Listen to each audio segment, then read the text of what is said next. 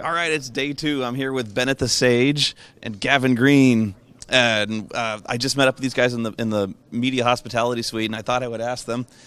You guys went to the Microsoft keynote or whatever you want to call it, and you went to the Nintendo one. You probably both went to Nintendo, right? Yeah, and Sony. And Sony. Oh, so you went. Oh, so you covered all three. You guys are much better at this than I am. No kidding. So honestly, those were the big three, and what do you think? What impressed you most? What disappointed you most? I remember following some of you guys on Twitter with various degrees of underwhelmment. I could definitely say the one thing that stood out for me was definitely the Microsoft Con, and not for anything no gaming or technology that they brought, but rather what they had the actors do, the little child actors. Come on, do it with me, Gavin. Sorry.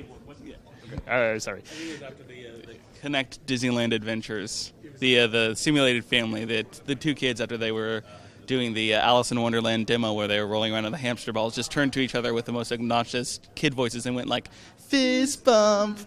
And 500 people in the audience just started squirming and wouldn't stop through the rest of the conference. It was very bad. Now, I remember seeing it. Somebody posted several GIFs on the internet. Was that, like, apparently of the children doing this? I also remember there was somebody doing, like, the item get pose.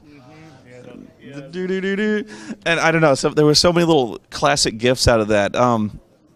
Nothing really as glaring as the kind of the really bad Sony press conference to the $599 thing, giant enemy crab. But that's what impressed you most was the psycho kid actors.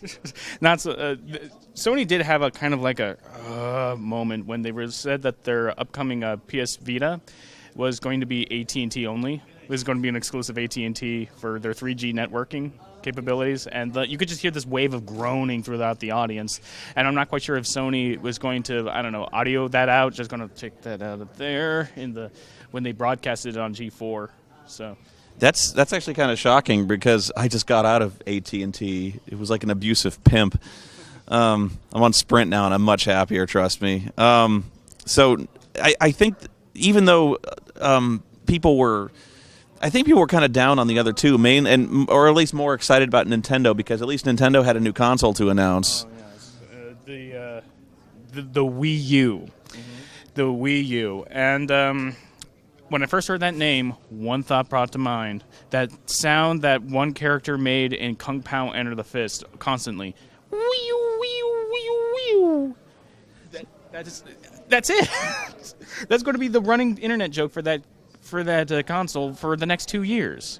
What really brought you guys here? I mean, aside from the conventions, aside from the major announcements, like what was the one game that you came here and you really wanted to see? Oh, God. Start with Ben. I have no idea. Okay. Well, the one game I actually wanted to find out more about the PS Vita, see if they were going to repeat the same mistakes that the 3DS did. First of all, they met their price, so, Sony's history of overcharging for their consoles, that's out of mind. And they have a... Hang on. What mistakes did Nintendo make? Like when they released the 3DS, what was the software library that came out? That's true. About a half dozen games and Street Fighter. And Street Fighter.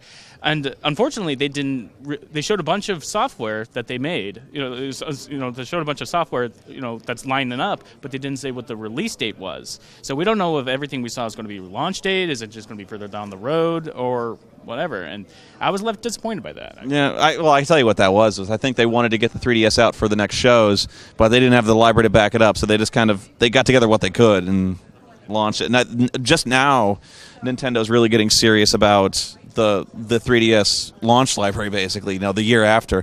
But yeah, Nintendo, that's the big thing for Nintendo is they've got at least 20 3DS titles. There's a lot. Oh yeah. I'm gonna check them out today. At the Nintendo conference, I was sitting next to a pretty huge Nintendo fanboy, and he could not stop exasperating over what he saw. He got excited over Luigi's Mansion 2 on the 3DS. Did you finally think about what you wanted to see here? Yeah, I wanted to see Witcher 2 running on 360 hardware. I wanted to see Skyrim, and I wanted to see Street Fighter Cross Tekken. I saw Street Fighter Cross Tekken.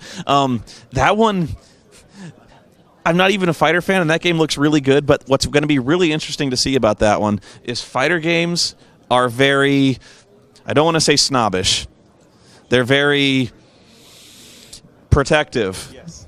Protective of the games they love. And I think the fascination with Street Fighter Cross Tekken is borderlines on people are already kind of psyched up to be pissed off about it. Like they're already like when I screamed betrayal at XCOM. Yeah. I think people are already screaming betrayal at even the notion that people are thinking that one could cross over Street Fighter and Tekken. Yeah. So I saw it, and I'll show you footage from it because I actually got a press kit, and I got I'm going to try to get an interview with some of those guys. Those guys are booked up like crazy, but I'm going to try. But it seems to play a lot more like a Street Fighter game than a Tekken game. I mean, it just does. With the art style, it looks a lot more like it just does not look like a Tekken game. But it's like basically if you took the Tekken characters and did a Street Fighter makeover of them. It plays a lot more like that. Now, what I didn't see, and I don't know if it was just the players I saw, is I don't know if they ever gave the Tekken characters any kind of powers, like, the Hadoukens and stuff like that. They gave them, like, speed combos and stuff. I saw that Hwoarang guy. So he has, like, these machine gun kicks and stuff like that, but he didn't throw any, like, Hadoukens out of his feet, which would have been kind of funny. Kazuya has the I-beam. Yeah. Yeah, a very special move, but Tekken doesn't really have special moves. I guess they're just going to focus more on a close combat and grappling game. I mean, I can see why Tekken players are so protective of the no powers thing. I mean, it is really much more grounded in reality.